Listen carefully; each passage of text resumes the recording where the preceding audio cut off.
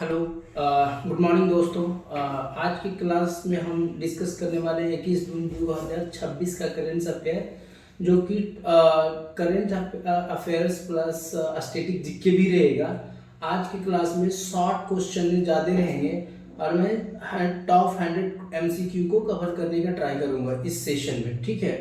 और ये आपको भी पता है कि मैं प्रीवियस सेशन में भी मैं एग्ज़ाम से एक्सपेक्टेड क्वेश्चन ही और एग्ज़ाम से एक्सपेक्टेड टॉपिक ही मैं पढ़ाता हूँ, जो कि ज़्यादा मतलब ये सारा जो टॉपिक है हॉट टॉपिक होता है एग्ज़ाम में, और वो क्वेश्चन ज़्यादा आने का संभावना होता है एग्ज़ाम में, और यहाँ से क्वेश्चन आपको डायरेक्ट पूछा जाएगा, ठीक है।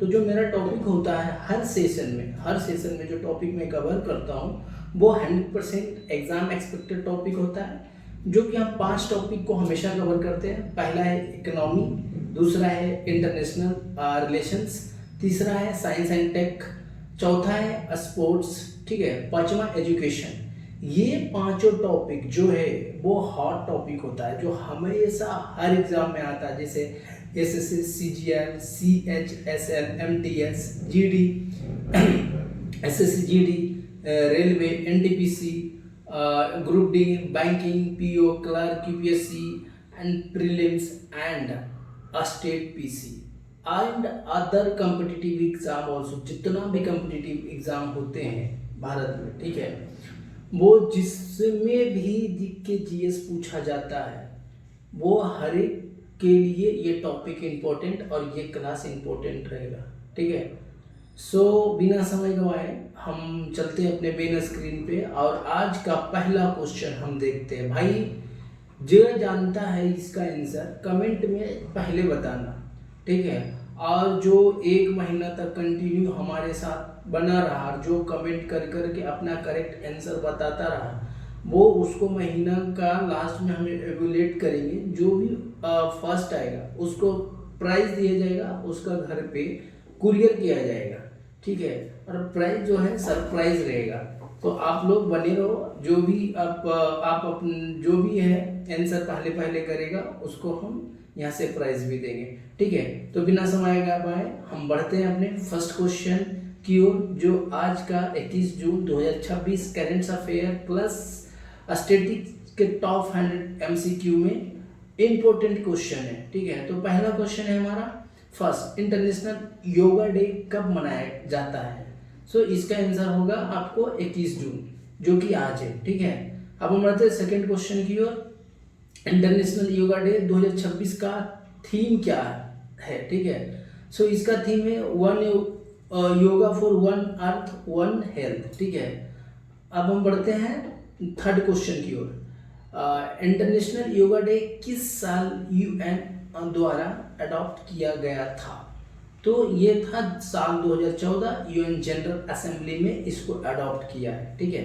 साल 2014 यूएन जनरल असेंबली में अडॉप्ट किया था, ठीक है। अब हम बढ़ते हैं फोर्थ क्वेश्चन की ओर।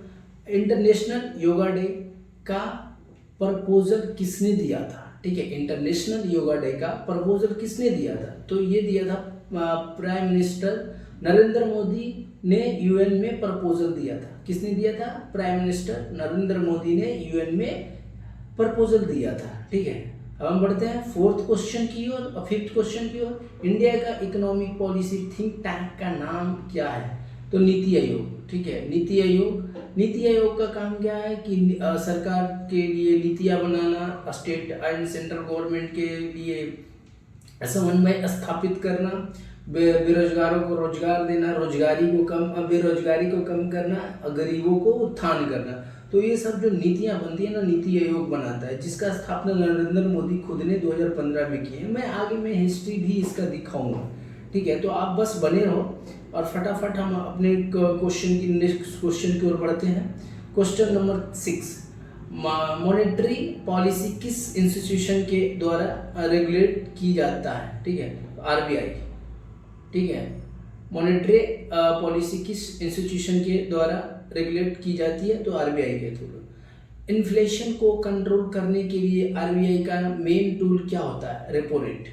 इन्फ्लेशन को कंट्रोल करने के लिए आरबीआई का मेन टूल क्या हुआ है? रेपो रेट, ठीक है। अब हम बढ़ते हैं नेक्स्ट क्वेश्चन की ओर। Question number 8, so question number 8 है आज का, योगा को ग्लोबल लेवल पर प्रमोट करने वाली इंटरनेशनल बॉडी कौन सी है? ठीक है, तो यूएन है अपना, यूनाइटेड नेशन। अब हम बढ़ते हैं 9 क्वेश्चन की ओर। कल्चरल डिप्लोमेसी का ऑब्जेक्टिव क्या है? तो भारत के सॉफ्ट पावर और कल्चरल हेरिटेज को दुनिया भर में प्रमोट करना। क्या है कल्चरल डिप्लोमेसी का ऑब्जेक्टिव? क्या है कल्चरल डिप्लोमेसी का ऑब्जेक्टिव? क्या है? तो भारत की सॉफ्ट पावर और कल्चरल हेरिटेज को दुनिया भर में प्रमोट करना। ठीक है, India Japan cooperative science program IGCSP किस देश की बीच है? ठीक है, तो इंडिया और जापान। IGCSP किन देशों के बीच है? तो इंडिया और जापान के बीच में। ठीक है, अब बढ़ते हैं हम क्वेश्चन नंबर 11 की ओर। समर सॉलिसिट्स 2026 कब ऑब्जर्व हुआ? 21 जून 2026। 21 जून 2026। ठीक है, अब हम बढ़ते हैं क्वेश्चन नंबर अपना 12 की ओर। सो क्वेश्चन नंबर 12 है समर सॉलिस्टिस क्या होता है? ठीक है, नॉर्दर्न हेमिस्फीयर का सबसे लंबा दिन और सबसे छोटी रात होती है। ठीक है, सबसे लंबा दिन एंड सबसे छोटी रात होता है। सो समर लेटिस किस वजह से होता है? तो अर्थ के 23.5 डिग्री एक्सियल टेलेट की वजह से होता है। ठीक है, टेलेट की वजह से होता है। अर्थ के मतलब कि जो हमारा 21 जून को सबसे बड़ी दिन और सबसे छोटी रात होता है, किसके वजह से होता है? तो अर्थ के 23.5 डिग्री एक्सियल टेलेट की वजह से होता है। तो ये क्वेश्चन आएगा, MBBI है इसमें, सभी क्वेश्चन MBBI है। बस मैं शॉर्ट में इसमें बता रहा हूँ क्योंकि ज़्यादा क्वेश्चन कवर कर रहा हूँ। वीकली हमेशा आपको मिलेगा ज़्यादा से ज़्यादा क्वेश्चन, 100+ ही क्वेश्चन मिलेगा, जो कि शॉर्ट में रहेगा, MCQ डायरेक्ट रहेगा, ज़्यादा हिस्टोरिकल नहीं रहेगा। बट डेली जो हम सर्च करते हैं लाइक करेंट अफेयर को, उसमें पूरा हम हर एक टॉपिक का, हर एक क्वेश्चन को पूरा हिस्ट्री एक्सप्लेन करते हैं। बट वीकली में मैं समराइज करूँगा कि 1 वीक का पूरा करेंट अफेयर को कवर करूँ एज ए रिवीजन टाइप, और वो 1 लाइनर होगा। ठीक है, सो अब हम बढ़ते हैं नेक्स्ट क्वेश्चन की ओर। सो समर सोलेट्स के बाद क्या होता है? तो डे लाइट एड एयर धीरे धीरे, मतलब डे लाइट धीरे धीरे कम होने लगता है। डे लाइट धीरे धीरे कम होने लगता है। ठीक है, जो हमारा US और ये इंडिया का जो टाइमिंग का जोन है, जो अभी मतलब दोनों 12.5 घंटा के बराबर में चल रहा, बट जैसे कि ये जून 21 के बाद धीरे धीरे डे लाइट कम होने लगता है। ठीक है, सो योगा का एग्ज़ाम में किस कैटेगरी में पूछा जा सकता है? ठीक है, योगा को एग्ज़ाम में किस कैटेगरी में पूछा जा सकता है? तो स्पोर्ट्स, हेल्थ, इम्पोर्टेंट डेट। ठीक है, ये तीनों सेक्टर में पूछा जा सकता है। योगा किस प्रकार की एक्टिविटी है? ठीक है, तो योगा जो है फिजिकल, मेंटल और स्पिरिचुअल वेलनेस एक्टिविटी है। ठीक है, ये 3 टाइप के हैं। अब हम बढ़ते हैं नेक्स्ट क्वेश्चन के, question number 17। Mass participation fitness event का एग्जाम्पल क्या है? International Yoga day.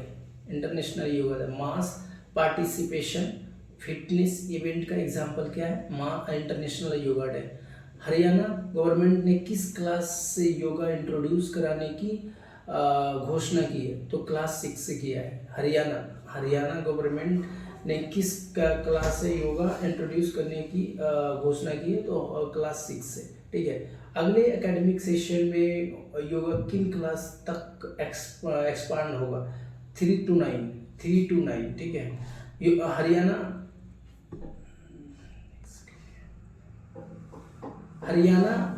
ने योगा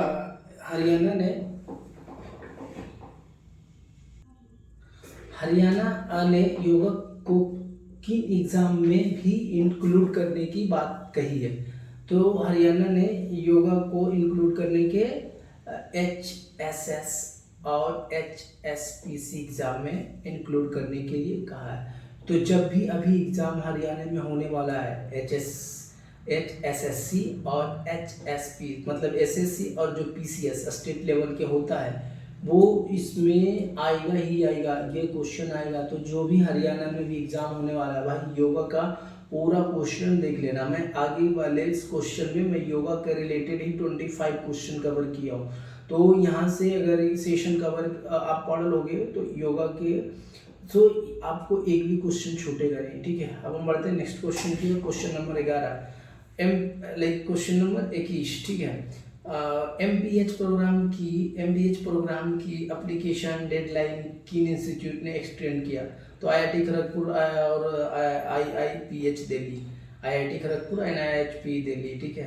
क्वेश्चन नंबर 22 की ओर बढ़ते हैं। MPH प्रोग्राम किस कॉम्बिनेशन पर बेस्ड है? तो health data technology. MPH program किस कॉम्बिनेशन पे बेस्ड है? तो health data technology, okay. And question number 23 की ओर बढ़ते हैं। समर सोल्स्टिस किस हेमिस्फीयर में लॉन्गेस्ट डे होता है? तो नॉर्दर्न हेमिस्फीयर में ये सबसे लॉन्गेस्ट होता है, डे होता है, जो 21 जून है, ठीक है। 21 जून सबसे लंबी दिन और सबसे छोटी रात होती है। आज का जो रात होगा आज सबसे छोटा होगा और दिन सबसे लंबा था। अब हम बढ़ते हैं नेक्स्ट क्वेश्चन की ओर। अर्थ का एक्सियल टिल्ट कितना होता है? तो 23.5 डिग्री, 23.5 डिग्री, मतलब 21 जून का जो अर्थ का टिल्ट होती है, झुकी होती है, वो 23.5 डिग्री झुकी होती है, ठीक है। हरियाणा में योगा किस क्लास ने इंट्रोड्यूस किया? तो क्लास 6 से किया है, ठीक है। अब हम नेक्स्ट क्वेश्चन की ओर बढ़ते हैं। क्वेश्चन नंबर 26, अंतर्राष्ट्रीय योगा दिवस कब मनाया जाता है? तो 21 जून को मनाया जाता है। महत्वपूर्ण इसका तथ्य क्या है? तो पहली बार मनाया गया था 21 जून 2015 में, ठीक है। पहली बार मनाया गया था 21 जून 2015 में। प्रस्ताव कौन रखा था? अपना प्राइम मिनिस्टर, जो भी करेंट प्राइम मिनिस्टर है, प्रधानमंत्री नरेंद्र मोदी। यूएन द्वारा स्वीकृत कब किया गया था? तो 21 दिसंबर 2014 में, 21 दिसंबर 2014 में। 2026 theme yoga for health again. 2026 का थीम क्या है? योगा फॉर हेल्थ अगेन, ठीक है। 21 जून उत्तरी गोलार्ध का सबसे लंबा दिन होता है। उत्तरी गोलार्ध, मतलब जो आज का दिन है ना, हम लोग उत्तरी गोलार्ध में हैं, तो आज का सबसे लंबा दिन और सबसे छोटी रात होती है। अब हम बढ़ते हैं क्वेश्चन नंबर 27 की ओर। इसकी शुरुआत किस वर्ष से हुई थी? ठीक है, योगा का शुरुआत किस वर्ष से हुई थी? तो 2015 से हुई थी, ठीक है। महत्वपूर्ण तक इसका कुछ इंपॉर्टेंट डेट है, जो एग्जाम में डेट ही पूछा जाता है, ठीक है। तो मैं ज़्यादा से ज़्यादा डेट कवर करने का ट्राई करता हूँ। तो पहला अंतर्राष्ट्रीय योगा दिवस कब मनाया गया था? तो 21 जून 2015 को, ठीक है। अब संयुक्त राष्ट्र यूएन द्वारा स्वीकृत कब किया गया था? तो 11 दिसंबर 2014 को। प्रस्ताव कितने रखे थे? नरेंद्र मोदी, प्रधानमंत्री नरेंद्र मोदी। प्रस्ताव कब रखा था? 27 सितंबर 2014 यूएन महासभा में। किस में रखा था? यूएन महासभा में। कौन रखा था? प्रधानमंत्री नरेंद्र मोदी, ठीक है। पहला आयोजन कहाँ हुआ था? तो नई दिल्ली राजपथ में, अब कर्तव्य पथ पर हुआ था, ठीक है। पहले राजपथ था, अब कर्तव्य पथ हो गया है, ठीक है। याद रखने का एक ट्रिक है कि मतलब 2014 में यूएन ने स्वीकार किया, 2015 में पहली बार मनाया गया था। तो 21 जून 2015 में पहली बार मनाया गया था। सितंबर में प्रस्ताव रखा गया था, जो यूएन का महासभा चल रहा था, और दिसंबर में 11 दिसंबर को यूएन ने इसको स्वीकार किया था। और 2015 में 21 जून 2015 में पहली बार मनाया गया था। कहाँ मनाया गया था? अशोक राजपथ, राजपथ पर, दिल्ली के राजपथ पर। अब उस राजपथ को नाम चेंज करके कर्तव्य पथ कर दिया गया, ठीक है। तो ये सारी क्वेश्चन आएगा, और मैं इसीलिए इसको यहाँ से अगर ये सब सारे क्वेश्चन देख लोगे तो ज़्यादा क्वेश्चन आपको छूटेगा नहीं। और जो भी हरियाणा का HSSC और HSPC का तैयारी कर रहे हैं, वो इसके लिए ये टॉपिक बहुत ही इंपॉर्टेंट है। अगर एग्ज़ाम अभी नहीं हुआ है तो आने वाले एग्ज़ाम में आपको देखने को ये क्वेश्चन बहुत मिलेंगे इसके रिलेटेड। अगर एग्ज़ाम हो गया है तो भी नेक्स्ट ईयर भी आपको इससे रिलेटेड बहुत क्वेश्चन मिलने वाला है, क्योंकि हरियाणा गवर्नमेंट ने सबसे पहले इस पे फोकस किया। इवन वो अपने एकेडमिक सेशन में इसको इंक्लूड करने की बात कर रहे हैं, तो 100% है भाई, यहाँ से क्वेश्चन आएंगे। तो ठीक है, तो ये अभी आपको लग रहा होगा कि अरे ये सबसे छोटा छोटा क्वेश्चन है, याद तो है ही है, बट ठीक है, याद है तो रिवीजन करो। ठीक है, अब हम बढ़ते हैं नेक्स्ट क्वेश्चन की ओर। Question number 28। ठीक है। सो पहले प्रस्ताव कब रखा गया था? तो 11 दिसंबर 2014 में। महत्वपूर्ण तिथि क्या है? तो मैंने पहले भी डिस्कस कर चुका हूँ इसके बारे में, आप इसको बस स्क्रॉल करके देख लेना। हाँ, इसमें एक बात इम्पोर्टेंट है कि मतलब कि सबसे पहले प्रस्ताव कब रखा था, मतलब स्वीकार कब हुआ था ये? तो 11 दिसंबर 2014 में हुआ था। प्रस्ताव कब रखा गया था? 27 सितंबर 2014 में रखा गया था। कौन रखे थे? प्रधानमंत्री नरेंद्र मोदी। यूएन ने स्वीकार कब किया था? 11 दिसंबर 2014 को किया था। ठीक है, प्रस्ताव कब रखे थे? 27 सितंबर 2014 को। और यूएन स्वीकार कब किया? 11 दिसंबर 2014 को। पहली बार कब मनाया गया था? 21 जून 2015 को, जिसमें 177 देशों ने प्रस्ताव का समर्थन किया। सब भाई 177 देश प्रस्ताव का समर्थन किया था इस टाइम। ठीक है। सो अभी क्या है कि 27 सितंबर 2014 में प्रस्ताव आया था। 21 दिसंबर 2014 में यूएन ने 11 दिसंबर 2014 में यूएन ने स्वीकार किया था। 21 जून 2015 में पहली बार मनाया गया था लाइक दिल्ली के राजपथ पर, जो कि अभी बदल कर कर्तव्य कर दिया गया। ठीक है, अब हम बढ़ते हैं नेक्स्ट क्वेश्चन की। Question number 29। प्रस्ताव किसने रखा था? प्रधानमंत्री नरेंद्र मोदी ने। कितने देशों ने टोटल भाग लिया? 177 देश ने। ठीक है, पहली बार कब मनाया गया था? 21 जून 2015 को। तो ये सब पूरा है इसमें, आप इसको देख लेना स्क्रॉल करके। अब हम बढ़ते हैं नेक्स्ट क्वेश्चन की। और क्वेश्चन नंबर 30। 21 जून को ही क्यों मनाया जाता है? भाई चलो ठीक है, तुमने तो 21 जून को मनाने के लिए बोल दिया, बट क्यों मनाया जाता है? तो यह उत्तरी गोलार्ध का सबसे लंबा दिन होता है। ठीक है, इसलिए मनाया जाता है। उत्तरी गोलार्ध का सबसे लंबा दिन होता है, इसलिए मनाया जाता है। ठीक है, 21 जून को ग्रीष्म आयान होता है, मतलब कि इसकी जो होता है जो हमारे समर सीजन होता है वो खत्म होने वाला रहता है। अब विंटर ये रेनी सीजन आने वाला है। ठीक है, तो इसलिए होता है। इस दिन उत्तरी गोलार्ध में वर्ष का सबसे लंबा दिन और सबसे छोटी रात होती है। भारतीय परंपरा में इसे आध्यात्मिक और प्राकृतिक महत्व का दिन माना जाता है। भारतीय परंपरा में इसे आध्यात्मिक और प्राकृतिक महत्व का दिन माना जाता है। ठीक है, इसी कारण संयुक्त राष्ट्र यूएन ने 21 जून को अंतर्राष्ट्रीय योगा दिवस के रूप में चुना।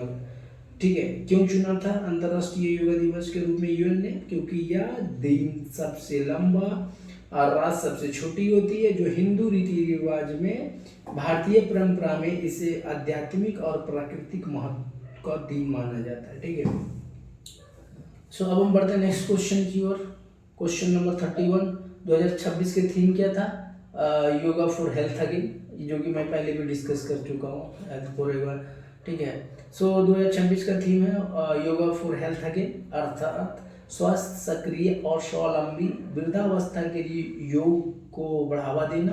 ठीक है, यह 12वां अंतर्राष्ट्रीय योगा दिवस है जो 2026 में मनाया गया है। ये कौन सा राष्ट्रीय मतलब योगा दिवस था? तो ये 12वां था। ठीक है, तो 15 से 26 को जोड़ लो भाई, 12 ही आएगा।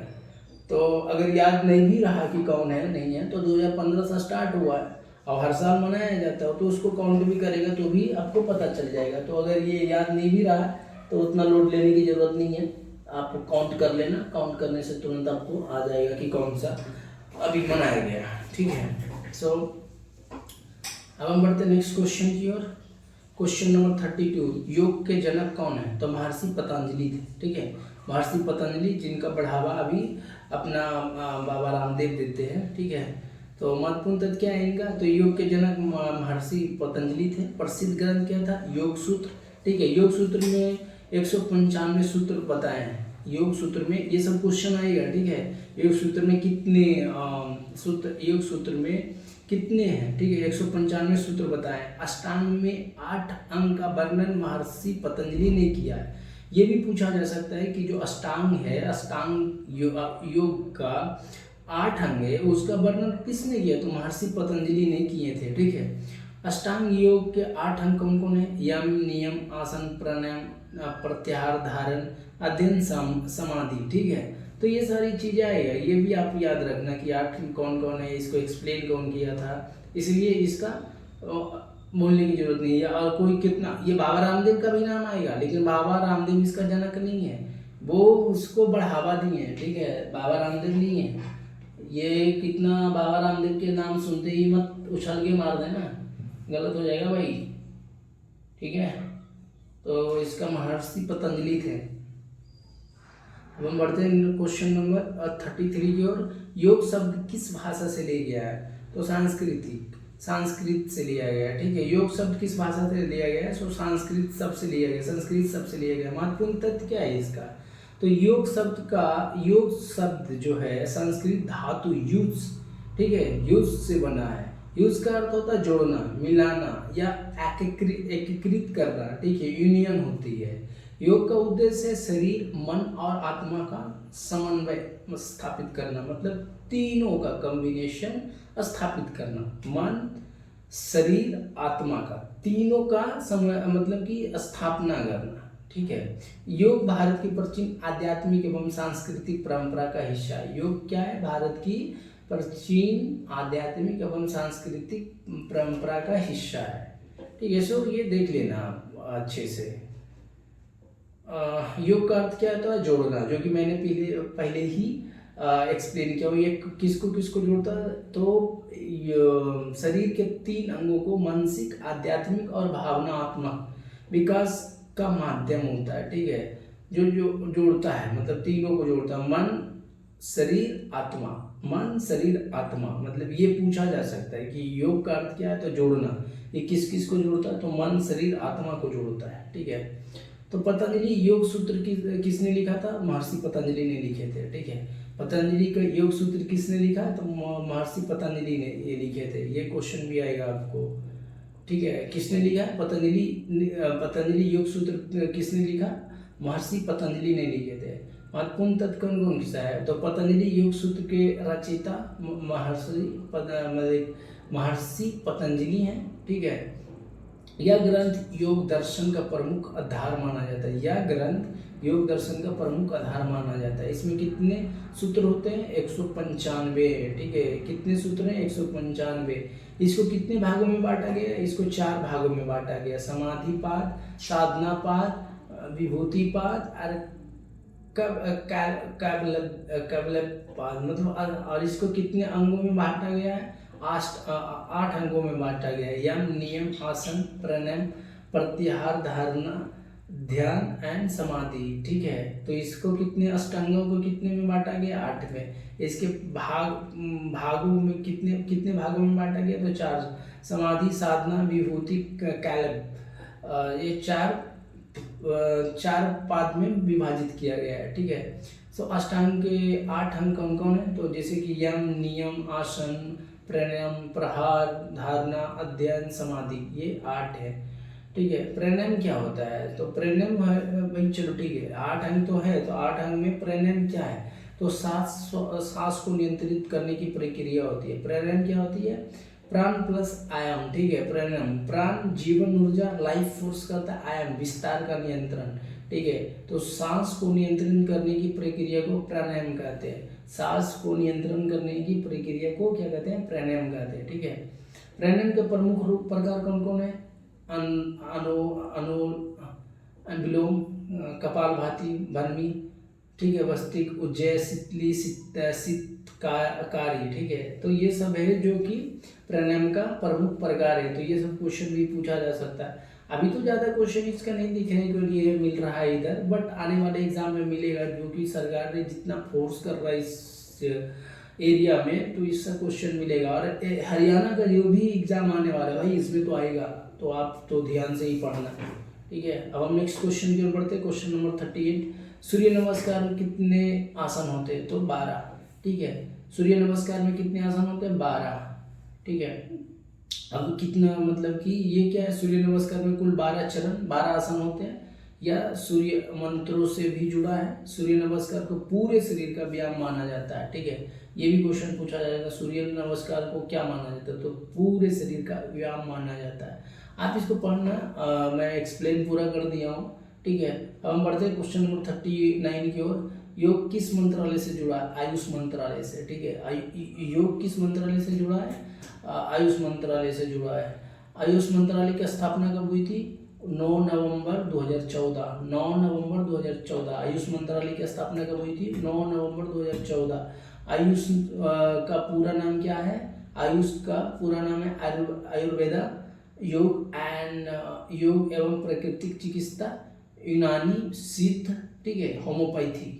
तो ये पूछा जा सकता है कि आयुष का पूरा नाम क्या है? तो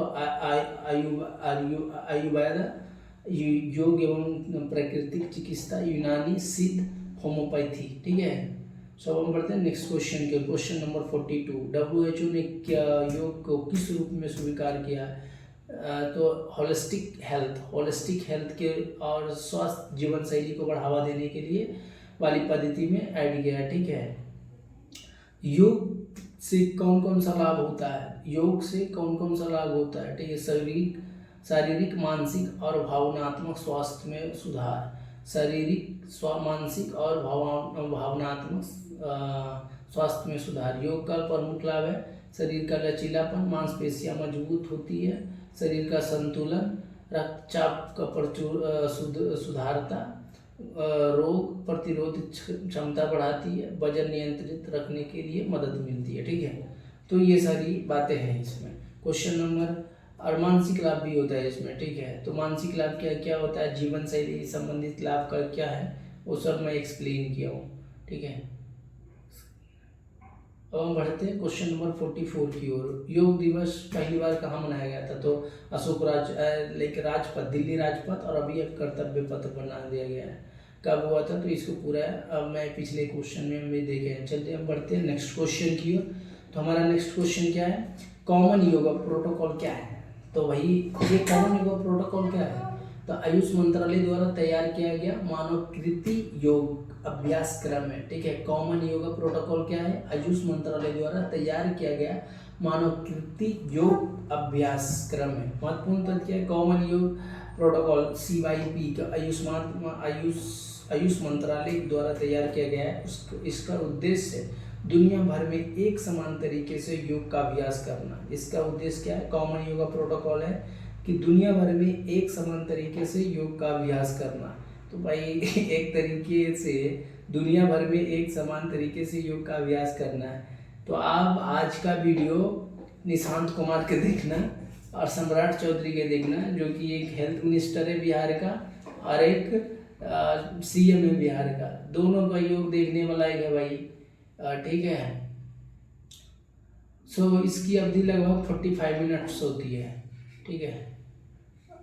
कॉमन योगा प्रोटोकॉल में क्या क्या शामिल होता है? प्रार्थना, शिथिलीकरण अभ्यास, खड़े होकर किए जाने वाला आसन, बैठ कर किए जाने वाले आसन, पेट के बल किए जाने वाला आसन। भाई पेट के बल के तो निशांत कुमार किया ही नहीं, खड़ा में ही नहीं बढ़िया सो पा रहा था, तो पेट के बल के तो किया ही नहीं निशांत कुमार। मैंने नहीं देखा, आप देखना। पीठ के बल किए जाने वाला आसन, न पेट के बल के आसन किए हैं वो, न पीठ के आसन किए। प्राणायाम में भी वो भाई वो नहीं कर पा रहे थे, ठीक है। ध्यान तो बिल्कुल उनका नहीं था। संकल्प एवं शांति पीठ का भी नहीं पता। तो ये पेट के बल के किए जाने वाले आसन और पीठ के बल किए जाने वाले आसन, दोनों में से कुछ भी नहीं किए थे निशांत कुमार। अगर कोई भी आप इस वीडियो को देखना चाहते हो तो आज का वीडियो सोशल मीडिया मतलब कि आपको इंस्टाग्राम, ट्विटर सभी जगह उपलब्ध है, आप देख सकते हो, ठीक है। क्वेश्चन नंबर 46 की ओर बढ़ते हैं। योग का मुख्य उद्देश्य क्या है? शरीर, मन और आत्मा के बीच संतुलन एवं सामंजस्य स्थापित करना। योग का मुख्य उद्देश्य क्या है? शरीर, मन और आत्मा के बीच संतुलन एवं सामंजस्य स्थापित करना, ठीक है। योग किस सभ्यता से जुड़ा है? सिंधु सभ्यता, हड़प्पा सभ्यता, ठीक है। किस सभ्यता से जुड़ा है? सिंधु सभ्यता, सिंधु सरस्वती हड़प्पा सभ्यता, ठीक है। तो ये क्वेश्चन पूछा जा सकता है आपको कि योग किस सभ्यता से जुड़ा है? सिंधु सरस्वती हड़प्पा सभ्यता से जुड़ा हुआ है। योग की जड़ें भारत की प्राचीन सभ्यता में पाई जाती है, ठीक है। सिंधु सरस्वती हड़प्पा सभ्यता लगभग 2700 ईसा पूर्व से योग के परिणाम में मिले हैं। मोहनजोदड़ो और हड़प्पा के दोनों अध्ययन मुद्रा में बैठी हुई मोहरे सील्स प्राप्त हुई थी, ठीक है। सो बाद में वेद उपनिषद धृत और पतंजलि योग सूत्र ने योग के व्यवस्थित रूप से दिया। ये 4 लोग हैं जो कि योग को व्यवस्थित रूप से दिए हैं, व्यवस्था रूप से दिए हैं, ठीक है। तो ये पूछा जा सकता है। ओके, सो अब हम बढ़ते हैं क्वेश्चन नंबर 48 की ओर। इंटरनेशनल डे ऑफ योगा का आधिकारिक लोगो किसका प्रतीक है? शरीर, मन, आत्मा, प्राकृतिक और ब्रह्मांड के बीच सामंजस्य स्थापित करना, ठीक है। सो अब हम बढ़ते हैं क्वेश्चन नंबर 49 की ओर। योग का संबंध किस प्रकार का स्वस्थ है? समग्र, होलिस्टिक हेल्थ, ठीक है। योग का संबंध किस प्रकार के स्वस्थ से? होलिस्टिक स्वस्थ। योग और ध्यान में अंतर क्या होता है? योग एक व्यापक अभ्यास है जबकि ध्यान उसका हिस्सा है, ठीक है। सो योग और ध्यान में क्या अंतर है? योग और ध्यान में क्या अंतर है? तो योग एक व्यापक अभ्यास है, जबकि ध्यान उसका एक हिस्सा है। भारत का राष्ट्रीय पशु क्या है? तो अब हम बढ़ते हैं, कुछ स्टैटिक क्वेश्चन है यहाँ से स्टार्ट होता 51 से, जो कि पहले मैं भारत के बारे में देखूंगा, फिर विज्ञान के बारे में बताऊंगा, उसके बाद ज्योग्राफी, पॉलिटी एंड हिस्ट्री, तीनों को हम देखेंगे नेक्स्ट स्लाइड में। भारत का राष्ट्रीय पशु कौन सा है? रॉयल बंगाल टाइगर, ठीक है। सो महत्वपूर्ण तथ्य इसका क्या? भारत का राष्ट्रीय पशु रॉयल बंगाल टाइगर राष्ट्रीय पशु घोषित कब हुआ था? 1973 में, ठीक है, 1973 में।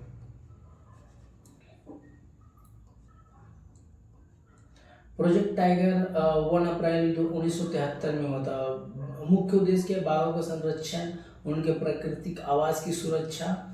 भारत में दुनिया की लगभग 75 जंगली बाघों की आबादी पाई जाती है। दुनिया में लगभग कितना? 75% जंगली बाघों की आबादी पाई जाती है। तो ये क्वेश्चन पूछा जा सकता है, ठीक है, कि कितना आबादी पाया जाता है? 75%।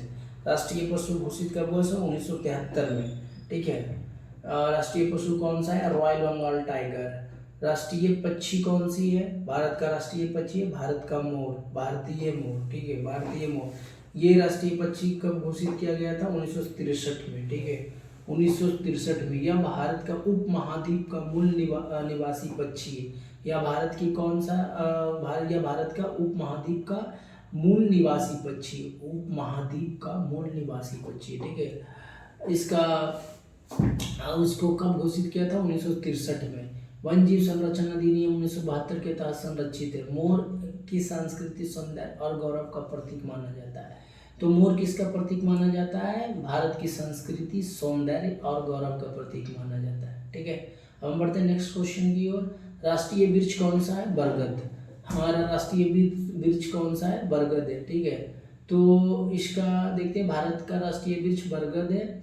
वैज्ञानिक नाम फिकस, ठीक है। यह दीर्घ आयु, स्थिरता, अमरता एवं का प्रतीक माना जाता है। यह दीर्घ आयु, स्थिरता और अमरता का प्रतीक माना जाता है। इसकी हवाई जड़ें इसकी जो सबसे बड़ी विशेषता है, ठीक है, हवाई जड़ें जो उसका पेड़ के टहनी पे जो जड़ें मिलती है, इसका विशेषता है, ठीक है। अब हम बढ़ते हैं नेक्स्ट क्वेश्चन की ओर। राष्ट्रीय जलीय जीव कौन सा है? गंगा डॉल्फिन, ठीक है। यह घोषित कब गया था? तो 5 अक्टूबर 2009 को राष्ट्रीय जलीय जीव कौन सा है? गंगा डॉल्फिन। इसको कब घोषित किया गया था? तो 5 अक्टूबर 2009 को, ठीक है। ये वन जीव संरक्षण अधिनियम 1972 के तहत संरक्षित है, ठीक है, 1972 के तहत संरक्षित है। अब हम नेक्स्ट क्वेश्चन की ओर बढ़ते हैं, क्वेश्चन नंबर 55, ठीक है। राष्ट्रीय फल कौन सा है अपना? आम, ठीक है। अपना राष्ट्रीय फल कौन सा है? आम। भारत में 1000 से अधिक किस्में की पाई जाती है आम, ठीक है। तो ये क्वेश्चन भी पूछा जा सकता है। राष्ट्रीय फूल कौन सा है? कमल। संविधान दिवस कब मनाया जाता है? 26 नवंबर।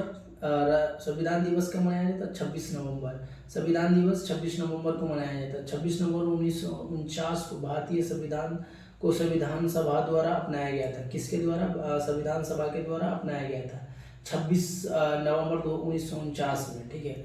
26 नवंबर 2015 से इसे आधिकारिक रूप से संविधान दिवस के रूप में मनाया जाता है। सब कब से मनाया जाता है, ये अपनाया कब गया था, 26 नवंबर 1949 को, बट 26 नवंबर 2015 से इसे ऑफिशियली संविधान दिवस मनाया जाता है। ठीक है, इसका उद्देश्य है संविधान के मूल्य, अधिकारों और कर्तव्यों के प्रति जागरूकता बढ़ाना।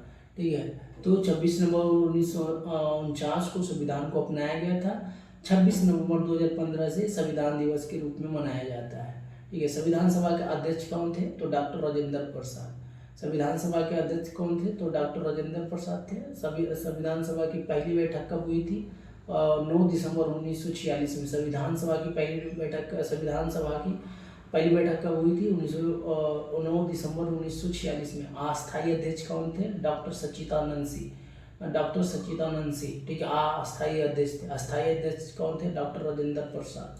ठीक है, प्रारूप समिति ड्राफ्टिंग कमेटी के अध्यक्ष कौन थे, डॉक्टर भीमराव अंबेडकर। तो इसमें तीनों में कंफ्यूज मत होना। ठीक है, यह ऑप्शन तीनों देता है, तीनों में कंफ्यूज होने की जरूरत नहीं है। क्या अस्थायी अध्यक्ष कौन थे, ड्राफ्टिंग कमेटी का अध्यक्ष कौन थे, प्रारूप समिति उसको बोलते हैं। ठीक है, तो ये तीनों में से कंफ्यूज मत होना, ये तीनों पूछा जा सकता है। ठीक है, क्वेश्चन नंबर 659 की ओर बढ़ते हैं। संविधान निर्माता कौन है, डॉक्टर भीमराव अंबेडकर। ठीक है, अब हम बढ़ते हैं 60 क्वेश्चन की ओर। अब हम ये जो मेरा क्वेश्चन, ये सेक्शन विज्ञान से रिलेटेड स्टार्ट हो रहा है। ठीक है, तो पहला क्वेश्चन है विज्ञान का, जो एज ए 60 क्वेश्चन के रूप में है। ठीक है, तो पृथ्वी और सूर्य की दूरी कितना है, 14.96 करोड़ किलोमीटर, 14.96 करोड़ किलोमीटर। ठीक है, जो होता है 149.6 मिलियन किलोमीटर, 149.6 मिलियन किलोमीटर। ठीक है, पृथ्वी और सूर्य के बीच औसत दूरी क्या है, औसत दूरी सूर्य और पृथ्वी के बीच की औसत दूरी क्या है, वो 14.96 करोड़ किलोमीटर है। ठीक है, इस दूरी को खगोलीय इकाई, ठीक है, एक AU कहा जाता है। इस दूरी को 1 AU कहा जाता है। ये भी पूछ सकता है कि जो हमारा 14.96 करोड़ किलोमीटर या 14.96 मिलियन जो है, 14.96 मिलियन जो है, ठीक है, वो उसको कितना है, इसकी दूरी कितना है एक, तो इसको अगर वो आंसर नहीं दिया तो 1 AU में भी देता है। ठीक है, तो आप इसे भी याद रखना। पृथ्वी का उपग्रह कौन है, चंद्रमा। ठीक है, प्रकाश की गति क्या होता है, 3 लाख किलोमीटर प्रति सेकेंड होती है। प्रकाश का गति क्या होता है, 3 लाख किलोमीटर प्रति सेकेंड। ठीक है, सो इसे समानता 3 × 10⁸ मीटर प्रति सेकेंड माना जाता है। तो ये हर SI यूनिट में मैं दिया हूँ, आप एक बार इसको देखना। ठीक है, इसकी समय कितनी लगती है, 8 मिनट 20 सेकेंड लेता है, 8 मीटर। इसका स्पीड क्या है, 3 लाख मीटर प्रति सेकेंड, 3 लाख किलोमीटर प्रति सेकेंड से 3 लाख किलोमीटर प्रति सेकेंड। इसे समानता 3 × 10⁸ मीटर प्रति सेकेंड माना जाता है। ठीक है, जो कि इसका दूरी समय कितना लेता है, 8 मिनट 20 सेकेंड लेता है। ठीक है, मानव शरीर की सबसे बड़ी ग्रंथि कौन होता है, लीवर। ठीक है, लीवर। औसतन वजन इसका लगभग 1.2 से 1.5 किलोग्राम होता है बैक्स में, जो बड़ा होता है। ठीक है, ये पेट के दाहिने के ऊपरी भाग के डायफ्रेम के नीचे होता है। सबसे बड़ी हड्डी कौन होती है, फीमर। मानव शरीर में सबसे बड़ी हड्डी कौन सी होती है, फीमर। ठीक है, ये कहाँ पाया जाता है, सबसे छोटी हड्डी कहते हैं स्टिप्स, मध्य कान के में होती है। और जो सबसे बड़ा हड्डी है वो कहाँ पर पाया जाता है, स्थान जांघ में। ठीक है, थाई में, जांघ, कोल्हा, हिप से घुटने तक की है। कहाँ से कहाँ है, घुटने, कोल्हे से घुटने तक की है, हिप से केनी तक है। ठीक है, कहाँ पाया जाता है, जांघ में। यह शरीर वजन को सहारा देता है और चलने दौड़ने के, खड़े रहने के लिए मदद करती है। सबसे बड़ी हड्डी मानव शरीर में सबसे बड़ी हड्डी कौन है, फीमर। कहाँ से कहाँ आती है, ये कहाँ पाया जाता है, जांघ में। कहाँ से कहाँ पाया जाता है, कोल्हे से लेकर घुटने तक। ठीक है, और सबसे छोटी हड्डी कौन सा होता है, स्टेप्स। ठीक है, कान का माध्य में होती है। इस रक्त का, ओके, सो ये अब हम बढ़ते हैं नेक्स्ट क्वेश्चन की ओर।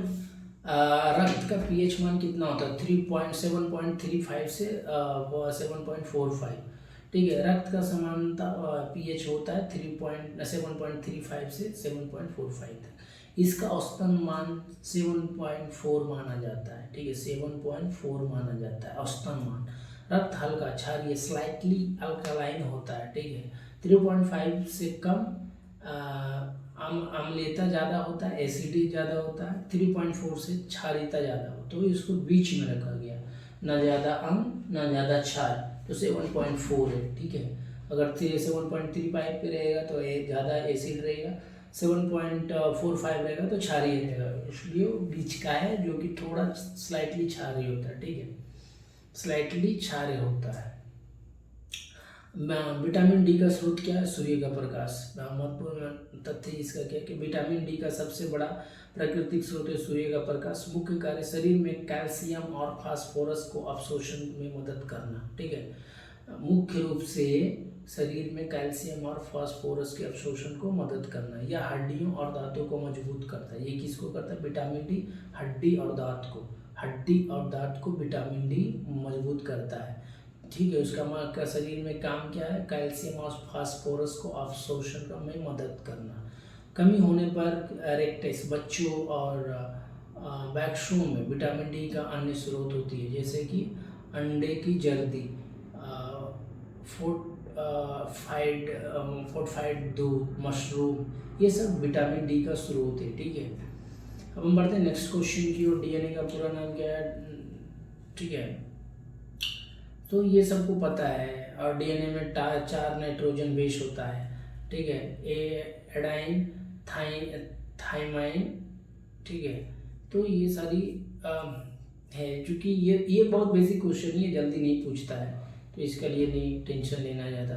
इसका अगर पूछेगा भी तो ये इसका डेट पूछता है। ठीक है, और इसको कौन खोजा था, ठीक है, उसके बारे में पूछा जाता है। कंप्यूटर का जनक किसको माना जाता है? Charles Babbage. ठीक है, कंप्यूटर का जनक किसको माना जाता है? Charles Babbage. महत्वपूर्ण इसका तथ्य कौन कौन सा हो सकता है? कंप्यूटर के जनक चार्ल्स बैबेज है। डिफरेंस इंजन का डिजाइन 1822 में हुआ था। एनालिटिकल इंजन का प्रस्ताव 1837 में हुआ था। एनालिटिकल इंजन को आधुनिक कंप्यूटर का आधार पर ब्लूप्रिंट ऑफ मॉडर्न कंप्यूटर माना जाता है। ठीक है, जो 1837 में हुआ है।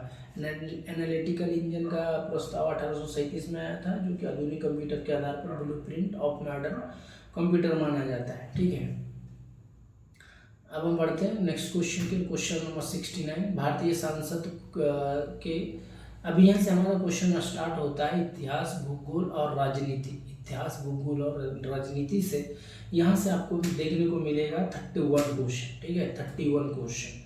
ठीक है, तो भारतीय संसद के सदन 2 होते हैं। भारतीय संसद के सदन कितने होते हैं? 2 होते हैं। भारतीय संसद पार्लियामेंट के 3 घटक होते हैं। सदन कितने होते हैं? 2। भारतीय संसद के सदन 2 होते हैं। इसका पार्लियामेंट के घटक कितने होते हैं? 3। राष्ट्रपति, लोकसभा, निचला सदन है। लोकसभा को निचले सदन बोलते हैं और राज्यसभा के उच्च सदन बोलते हैं, upper house, lower house, and राष्ट्रपति होते हैं, प्रेसिडेंट। ठीक है, तो संसद के सब 2 सदन हैं, लेकिन राष्ट्रपति भी संसद के अभिन्न अंग माने जाते हैं। ठीक है, अभिन्न अंग, इसलिए इसको 3 पार्ट में दिया है। ऐसे तो भारतीय संसद के सदन 2 ही होता है, लेकिन राष्ट्रपति को भी अभिन्न अंग माना जाता है। ठीक है, लोकसभा में अधिकतम सदस्य 552 है। वर्तमान में निर्वाचित सदस्य 543 है। टोटल सदस्य कितने हैं? 552। निर्वाचित कितने? 543। ठीक है, अब बचा उनका कार्यकाल कितना होता है? 5 वर्ष। तो भाई जैसे कि यहाँ पर आपको देखने को मिल रहा होगा कि 543 तो निर्वाचित है, बट है तो टोटल 552। तो इसमें मनोनीत सदस्य भी आते हैं। मैं आगे एक्सप्लेन करूँगा कि इसमें जो 9 सदस्य कैसे आते हैं, उसके बारे में भी हम एक्सप्लेन करेंगे। ठीक है, अधिकतम सदस्य कितने होते हैं? 250। अधिकतम सदस्य कितने होते हैं? 250। और ये जो सांसद होते हैं, ये भारतीय सदस्य सीधे जनता के द्वारा चुने जाते हैं। किसके द्वारा चुने जाते हैं? सीधे जनता के द्वारा चुने जाते हैं। अधिकतम सदस्य कितना है? 250। अधिकतम अगर सदस्य है जिसे कि 250 हो गया तो आप सरकार बना सकते हो। ठीक है, सरकार बनाने के लिए आपको 250 सदस्य की जरूरत है। यह अस्थायी सदन होती है। हर 2 वर्ष में 1/3 सदस्य सेवा निवृत्त होते, मतलब उसको रिटायर्ड होना पड़ता है। ठीक है, 2 वर्ष में। प्रत्येक सदस्य का कार्यकाल 6 वर्ष होते हैं। प्रत्येक कार्यकाल का राज्यसभा में, ठीक है, लोकसभा में कितना होता है 5, राज्यसभा में क्या होते हैं 6 वर्ष होते हैं। ठीक है, टोटल कितना सदस्य होते हैं 250, अधिकतम 250 सदस्य होते हैं राज्यसभा में। ठीक है, सो अब हम बढ़ते हैं नेक्स्ट क्वेश्चन की। क्वेश्चन नंबर 70 लोकसभा सीटें कितनी होती है 543। लोकसभा सीटें कितनी होती है 543। लोकसभा को निचला सदन कहा जाता है। लोकसभा को निचला सदन कहा जाता है। वर्तमान में निर्वाचित सीटें 543 है। सभी सदस्य प्रत्यक्ष रूप से डायरेक्ट जनता के द्वारा चुने जाते हैं। कार्यकाल कितना होता है 5 वर्ष। अनुच्छेद 81 में आर्टिकल 81 लोकसभा संरचना से संबंधित है। लोकसभा आर्टिकल 81 लोकसभा की संरचना से संबंधित है। 104 में संविधान संशोधन 2020 के बाद एंग्लो इंडियन समुदाय के लिए राष्ट्रपति द्वारा 2 सदस्यों का नामांकन की व्यवस्था समाप्त की गई है। 2020 में एंग्लो इंडियन समुदाय के लिए राष्ट्रपति द्वारा 2 सदस्यों का नामांकन को व्यवस्था समाप्त कर दी गई। ठीक है, 543 वर्तमान निर्वाचित सीटें हैं। 543 वर्तमान निर्वाचित सीटें 552 संविधान के अनुसार अधिकतम सदस्यों की संख्या है। ठीक है, 552 संविधान के अनुसार अधिकतम सदस्यों की संख्या है। 530 राज्यों से है। 530 राज्यों से 20 केंद्र शासित प्रदेश से है। ठीक है, तो हो गया कितना भाई 250। 2 को एंग्लो इंडियन नामांकन प्रावधान अब समाप्त हो गया है। सो 543 जनता के द्वारा सीधी चुने जाते हैं। 543 जनता के द्वारा सीधे चुने जाते हैं। अब हम देखते हैं क्वेश्चन नंबर 71 राज्यसभा सीटें। ठीक है, राज्यसभा सीटें, राज्यसभा में 245 सीट है। ठीक है, राज्यसभा में कितना सीट है 245। इनमें से 233 सदस्य राज्य के और केंद्र शासित प्रदेशों से चुने जाते हैं। 12 सदस्य राष्ट्रपति द्वारा मनोनीत होते हैं। 12 सदस्य राष्ट्रपति द्वारा मनोनीत होते हैं। ठीक है, यह सांसद उच्च सदन अपर हाउस में बैठते हैं। इसे अस्थायी सदन कहा जाता है। ठीक है, हर 2 साल में लगभग 1/3 सदस्य रिटायर होते हैं। ठीक है, हर हाल के चुनाव में अपडेट के अनुसार राज्यसभा का कुल संरचना 245 सीटें की ही रहती है। ठीक है, हाल के चुनाव का अपडेट के अनुसार 245 सीटें की ही है। ठीक है, भारत का सर्वोच्च न्यायालय सुप्रीम कोर्ट, भारत का सर्वोच्च न्यायालय सुप्रीम कोर्ट होते हैं। स्थापना इनका कब हुआ था 26 जनवरी 1950 के स्थान का है नई दिल्ली। मुख्य कार्य क्या है संविधान की व्याख्या करना, मौलिक अधिकारों की रक्षा करना, केंद्र और राज्य के बीच विवादों को निपटाना। ठीक है, निचली अदालतों को फैसला का अपील सुनना। ठीक है, और मुख्य न्यायाधीश CGI प्लस न्यायाधीश। अधिकतम न्यायाधीशों की संख्या 34 है। CGI सहित अधिकतम न्यायाधीशों की संख्या कितनी है 34 है। तो ये सब सारे क्वेश्चन देखने को मिल सकता है आपको। ठीक है, हम क्वेश्चन नंबर 73 देखते हैं। भारत के पहले राष्ट्रपति कौन थे डॉक्टर राजेंद्र प्रसाद। ठीक है, भारत के पहले राष्ट्रपति कौन थे डॉक्टर राजेंद्र प्रसाद। मुख्य जानकारी इनका क्या है कार्यकाल हुआ था 1950 से लेकर 62 तक। 1950 से 1962 तक वो भारत के गणतंत्र बनने वाले 26 जनवरी 1950 के बाद पहले राष्ट्रपति बने। वो भारत के सबसे लंबे समय तक सेवा देने वाला राष्ट्रपति भी है। भारत के सबसे लंबे सेवा देने वाले राष्ट्रपति कौन से हैं डॉक्टर राजेंद्र प्रसाद। भारत के प्रथम राष्ट्रपति कौन सा है डॉक्टर राजेंद्र प्रसाद। कब बने थे 1950 से 1962 के बीच। ठीक है, वो भारतीय स्वतंत्रता संग्राम के प्रमुख नेता थे। भारतीय स्वतंत्रता संग्राम के प्रमुख नेता थे। ठीक है, संविधान सभा के अध्यक्ष president of the constitution assembly भी रहे हैं। उन्हें भारत का सरल और आदर्श नेता माना जाता है। उन्हें भारत को सरल और आदर्श नेता माना जाता है। ठीक है, हम क्वेश्चन नंबर 74 की ओर बढ़ते हैं। पहले प्रधानमंत्री कौन थे पंडित जवाहरलाल नेहरू। उनका कार्यकाल क्या था 1947 से 1964 तक। उन्होंने 15 अगस्त 1947 को स्वतंत्रता के पहले प्रधानमंत्री की शपथ ली थी और वो भारत के सबसे लंबे समय तक प्रधानमंत्री रहने वाले थे। ठीक है, अभी जो कि डॉक्टर प्रधानमंत्री नरेंद्र मोदी हो गए हैं ठीक है, जो उनको अभी वो दूसरे स्थान पे है। सो अभी हम देखते हैं ठीक है। अब इसका मेन हिस्ट्री देखते हैं कि ये बंगाल विभाजन कब हुआ था? 1905 में। 1919 में जलियांवाला बाग हत्याकांड हुआ था, ठीक है। 1929 में लाहौर अधिवेशन हुआ था, ठीक है। 1931 में कराची अधिवेशन हुआ था, कराची अधिवेशन। मौलिक अधिकारों का प्रस्ताव पास हुआ था, ठीक है। प्रमुख अध्यक्ष कौन कौन थे? कांग्रेस का अधिवेशन का प्रमुख अध्यक्ष कौन कौन से था? WC बनर्जी पहले अध्यक्ष थे, दादा भाई नौरोजी दूसरे थे, बाल गंगाधर तिलक तीसरे, सुभाष चंद्र बोस चौथे और जवाहरलाल नेहरू पांचवें थे, ठीक है। 1885 में INC से बनी, 1929 में पूर्ण स्वराज हो गया, ठीक है। पहले 1885 में INC बना था और पूर्ण स्वराज 1929 में हो गया था। अब हम क्वेश्चन 76 की ओर बढ़ते हैं। RBI का स्थापना, RBI reserve bank of India की स्थापना 1 अप्रैल 1935 में हुआ था, ठीक है। ये क्वेश्चन को बहुत बार मैं रिपीट किया हूँ, तो इस पर ज़्यादा मैं यहाँ पे डिस्कस नहीं करूँगा। मैंने पहले भी बहुत सारा डिस्कस इसके बारे में कर दिया हूँ, तो आप पिछले सेशन को भी देखिए, तो उसमें आपको पूरा इसका डिस्क्रिप्शन मिलेगा, ठीक है।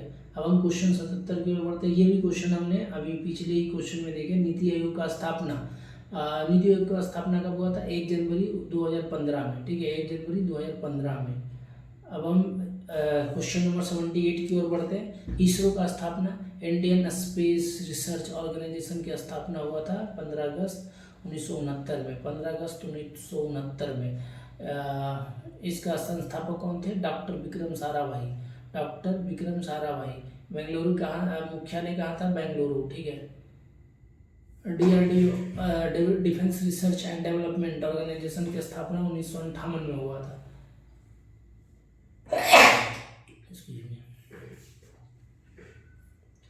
Chandrayaan 3, question number 80।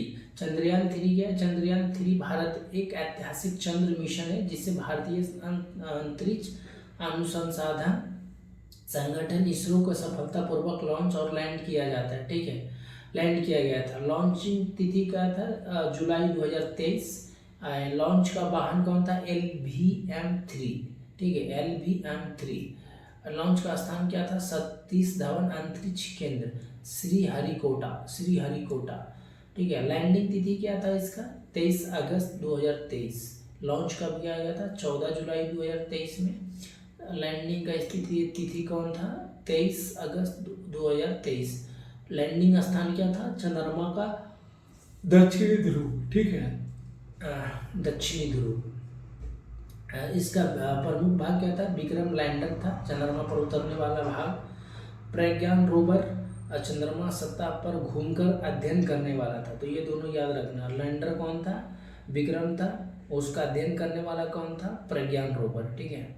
चंद्रमा की सतह पर सॉफ्ट लैंडिंग करना था, चंद्रमा मिट्टी और तापमान का अध्ययन करना था, ठीक है। सॉफ्ट लैंडिंग, मिट्टी और तापमान का अध्ययन, पानी और खनिजों को खोज करना, ठीक है। ये 3 मुख्य उद्देश्य थे चंद्रयान 3 का। अब हम बढ़ते हैं, उनका उपलब्धि क्या था? तो भारत पहला देश बना जिसने चंद्रमा के दक्षिणी ध्रुव पर, साउथ पोल पर सफल सॉफ्ट लैंडिंग की थी, ठीक है। भारत दुनिया का चौथा देश बना जिसने सॉफ्ट लैंडिंग हासिल की, ठीक है। पहला कौन था? USA, रशिया, चाइना, उसके बाद आया भारत का नंबर। लेकिन दक्षिणी अगर जो पूछा जाए कि चंद्रयान 3 जो है, जो भारत का चंद्रमा पर सबसे पहली बार चंद्रमा के दक्षिणी ध्रुव पर सफल लैंडिंग करने वाला कौन सा देश है? तो भारत। सॉफ्ट लैंडिंग में चौथे स्थान है। पहला कौन है? US, दूसरा कौन है? रशिया, तीसरा कौन है? चाइना, चौथा कौन है? भारत। ये 4 देश है जो चांद पे सॉफ्ट लैंडिंग किया है, लेकिन दक्षिणी ध्रुव पे भारत पहला स्थान प्राप्त किया है। तो ये क्वेश्चन कंफ्यूज मत होना, अगर ये क्वेश्चन आया तो इस टाइप से आपको आंसर करनी है, ठीक है। तो अब हम बढ़ते हैं नेक्स्ट क्वेश्चन की ओर। आदित्य L1, ठीक है, आदित्य L1। आदित्य L1 भारत का पहला और सोलर अध्ययन मिशन है जिसने इसरो ने सूर्य के अध्ययन के लिए भेजा था। आदित्य L1 किसके लिए भेजा था? भारत का पहला सोलर अध्ययन मिशन है जिसे इसरो ने सूर्य को अध्ययन करने के लिए भेजा, अभी भी भेजा हुआ है, ठीक है। कब भेजा था? लॉन्च कब किया था? 2 सितंबर 2023। लॉन्च वाहन क्या है? PSLV C-57, PSLV C-57 कहाँ से लॉन्च हुआ? Sriharikota Satish Dhawan space centre. ठीक है, लक्ष्य क्या है इसका? सन अर्थ L1 पॉइंट, सन अर्थ L1 पॉइंट। ठीक है, सूर्य की कोरोना का अध्ययन करना। ठीक है, सूर्य के कोरोना का अध्ययन करना, सौर तूफान को निगरानी, पृथ्वी पर अंतरिक्ष मौसम के प्रभाव को समझना। ठीक है, और इसका खास बात क्या है कि यह अंतरिक्ष यान L1 ठीक है पॉइंट पर स्थापित है। यहाँ से बिना रुकावट सूर्य को लगातार देख सकता है।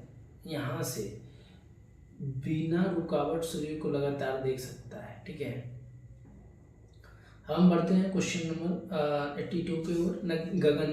गगनयान भारत का पहला मानव संरक्षण मिशन है जिसे इसरो द्वारा विकसित किया गया। किसके लिए? गगनयान भी इसरो के द्वारा विकसित किया गया। ठीक है, अब हम क्वेश्चन नंबर 83 देखते हैं क्या है। तो भारत का सबसे बड़ा राज्य कौन सा है? तो राजस्थान। ठीक है, भारत का सबसे बड़ा राज्य कौन सा है? राजस्थान भारत का सबसे बड़ा राज्य है। इसका क्षेत्रफल लगभग 3,42,000 वर्ग किलोमीटर है। ठीक है, यह भारत का कुल क्षेत्रफल का लगभग 10% हिस्सा है। भारत का 10% हिस्सा कौन सा है? राजस्थान। राजधानी क्या है इसका? जयपुर। ठीक है, इसका विशेषता क्या? राज्य का थार मरुस्थल ठीक है बड़ा हिस्सा शामिल करता है। यहाँ के प्रमुख संस्कृति राजपूताना संस्कृति है। ठीक है, प्रसिद्ध शहर कौन है? जयपुर, जोधपुर, उदयपुर, बीकानेर, 4 फेमस सिटी है। सबसे छोटा शहर कौन है? गोवा। ठीक है, इसकी क्षेत्रफल है 3,702 वर्ग किलोमीटर। इसका राजधानी कहाँ? पणजी। ठीक है, यह भारत के पश्चिमी तट पर स्थित है। हमको अब नेक्स्ट क्वेश्चन की ओर बढ़ते हैं। क्वेश्चन नंबर 85 सबसे लंबी नदी कौन है? गंगा। ठीक है, कुल लंबाई लगभग 2525 किलोमीटर है। उद्गम स्थल है इसका गंगोत्री ग्लेशियर, उत्तराखंड। अंतः सुंदरबन डेल्टा बंगाल की खाड़ी में गिरता है। ठीक है, ये सुंदरबन डेल्टा बंगाल की खाड़ी में गिरता है। कैसे चलता है प्रवाह का? कैसा? गंगा का उत्तराखंड, उत्तर प्रदेश, बिहार, झारखंड, पश्चिम बंगाल। कैसे आता है? उत्तराखंड, उत्तर प्रदेश, बिहार, झारखंड, पश्चिम बंगाल। ठीक है, पश्चिम बंगाल में जाके बंगाल के खाड़ी में गंगा के गिर जाती है। ठीक है, यह एक पवित्र नदी मानी जाती है। इसे गंगा माँ भी कहा जाता है। इनके किनारे कई प्रमुख शहर बसे हुए हैं: हरिद्वार, वाराणसी, प्रयागराज। तीन शहर बसा हुआ। गंगा के किनारे कौन कौन सा शहर बताओ? हरिद्वार, वाराणसी एंड प्रयागराज। ठीक है, कहाँ से चलते हैं? उत्तराखंड से निकल के उत्तर प्रदेश से होते बिहार से लेके झारखंड से होते पश्चिम बंगाल जाता है। ठीक है, इसके ऊंचाई पर्वत कितना है? सबसे ऊंचा पर्वत कौन है? तो माउंट एवरेस्ट। ठीक है, अब सबसे बड़ा रेगिस्तान थार